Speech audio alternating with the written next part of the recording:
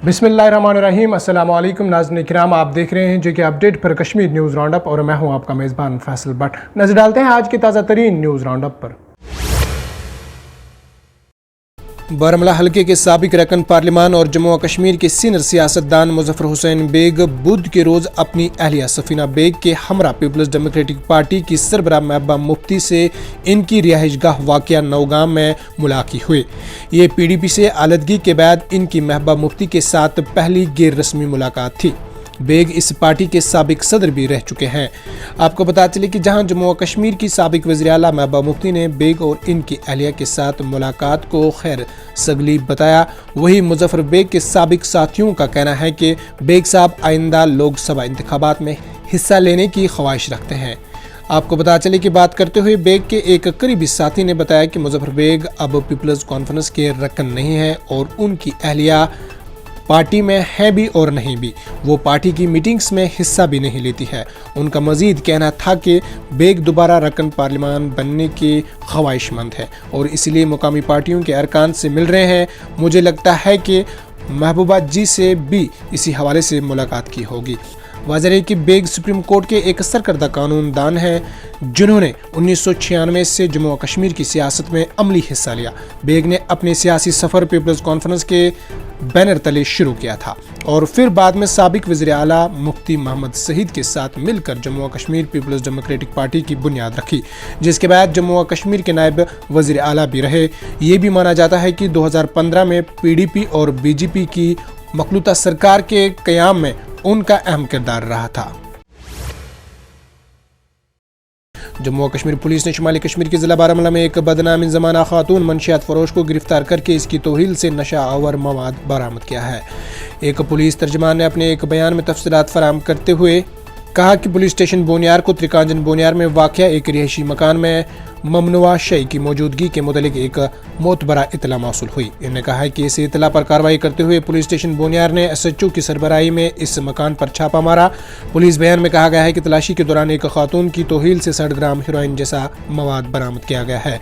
बयान में खातून की शनाख्त फरहत बेगम उर्फ फैंसी ज़ौज रईस अहमद खान साकिन त्रिकांजन बोनियार के बतौर की गई है। मौसूफी तर्जमान ने कहा है कि मज़कूरा खातून को गिरफ्तार करके पुलिस स्टेशन बोनियार मुंतकिल किया गया, जहां वो ज़ेर हिरासत है।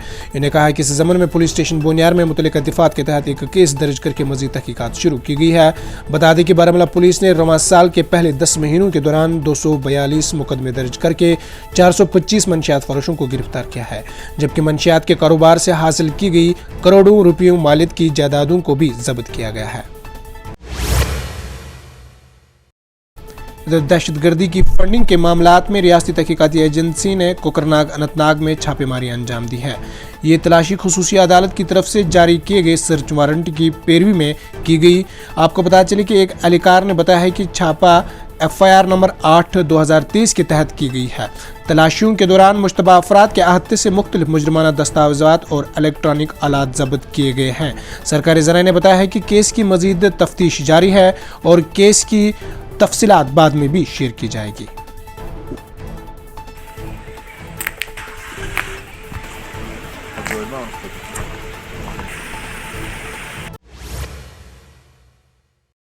इधर 19 RR ने लड़कीपुरा अनंतनाग में मित्री बास्केटबॉल मुकाबला मुनक्किद किया, जिसमें मुख्तलिफ स्कूलों के तलबाओं ने हिस्सा लिया है। चंद साल कबल ये इलाका मिलिटेंटों का गढ़ कहलाता था और लोग इस किस्म के खेलों और तकरीबात में हिस्सा नहीं ले सकते थे, लेकिन भारतीय फौज की कोशिश से नौजवान हर मैदान में आगे आ रहे हैं और अपनी छुपी हुई सलाहियतों का मुजाहरा कर रहे हैं। आपको पता चले कि इस प्रोग्राम में शिरकाइन बहुत खुश नजर आए और इस किस्म की खेलों की सरगर्मियों के इनेकाद और इन्हें प्लेटफार्म फराहम करने पर इन्होंने हिंदुस्तानी फौज का शुक्रिया अदा किया। बोला आप टूर्नामेंट करो, हम आपके साथ हैं। बहुत सारे नौजवान इसमें पार्टिसिपेट कर रहे हैं। आप देख सकते हो कम से कम तकरीबन 100 की तादाद में इस टाइम भी बच्चे पार्टिसिपेट कर रहे थे।